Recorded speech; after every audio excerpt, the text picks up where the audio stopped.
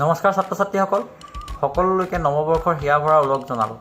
আজি মই তোমালোকলৈ আমাৰ পৰিৱেশত সচৰাচৰ দেখি থকা কিছুমান পতংগৰ নাম ইংৰাজী আৰু অসমীয়াত এই ভিডিঅ'টোৰ জৰিয়তে আগবঢ়াম। আশা ৰাখিছোঁ তোমালোকে ভিডিঅ'টোৰ পৰা উপকৃত হ'ব পাৰিবা। আহাচোন আমি ভিডিঅ'টো আৰম্ভ কৰোঁ।